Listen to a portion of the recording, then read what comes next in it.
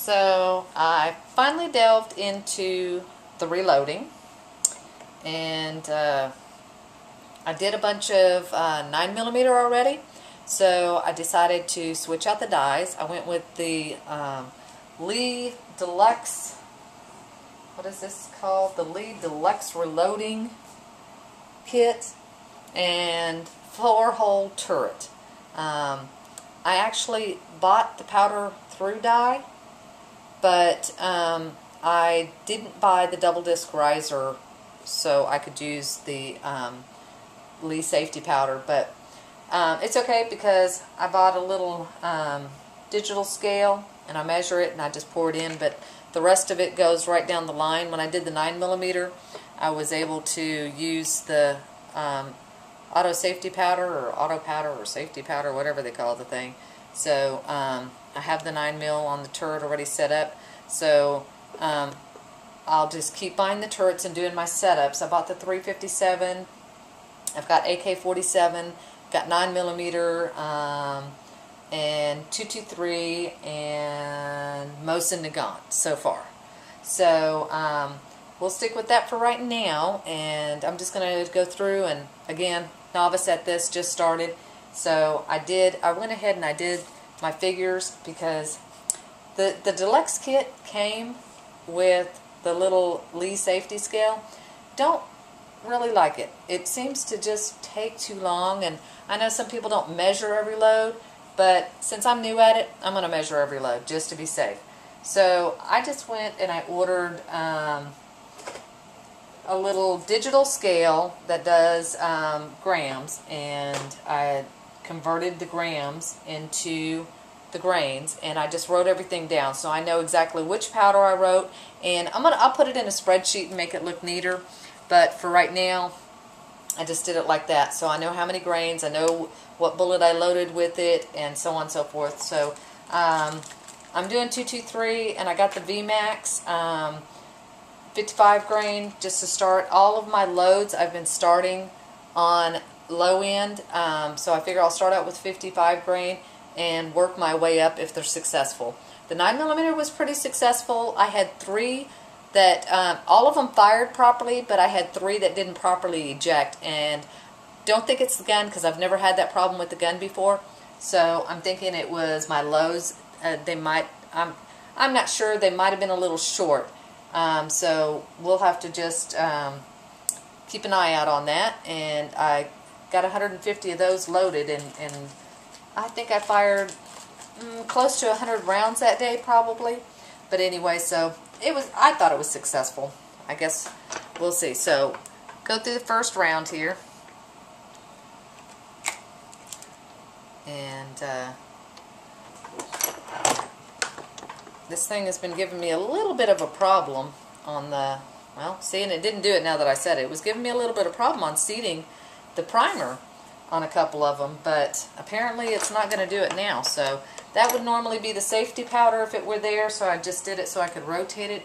I'll use my little funnel already pre-measured, so I'm using 1.4 grams,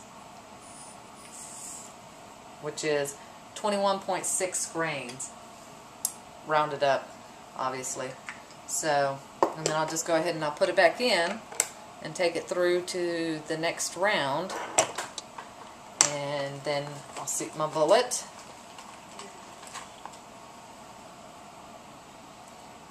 Oops.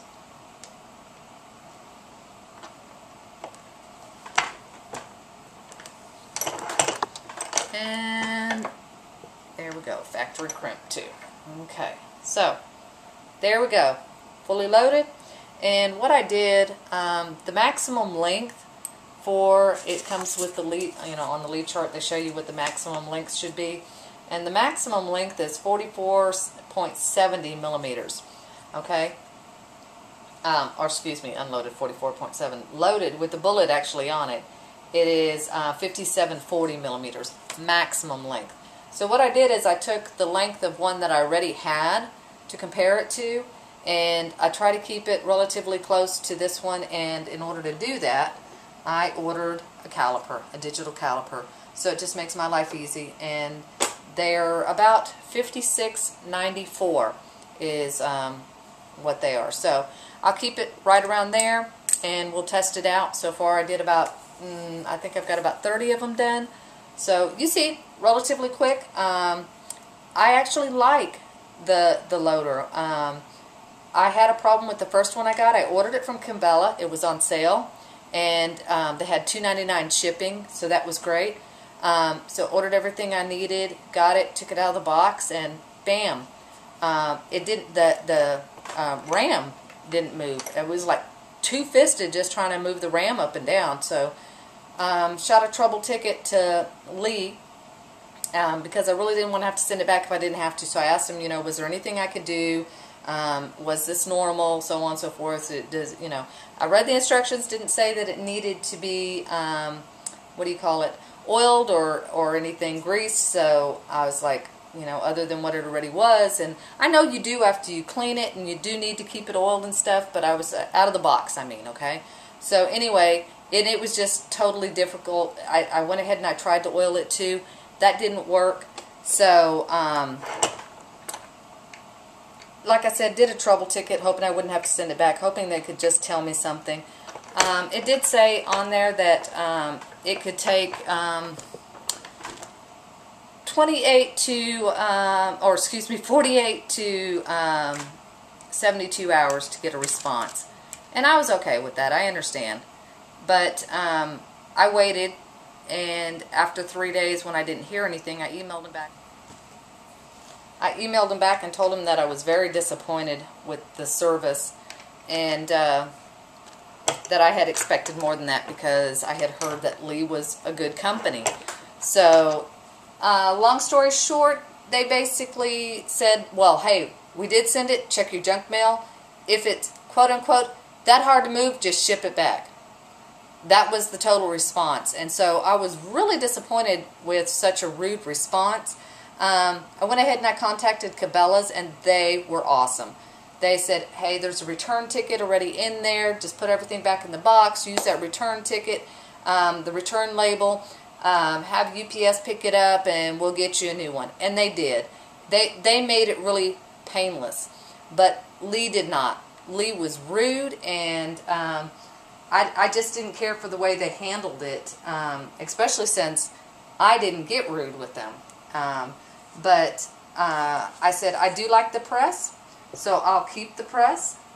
But if anything does happen to this press, I will not buy a Lee press again, simply because I don't care for the service that I received from them.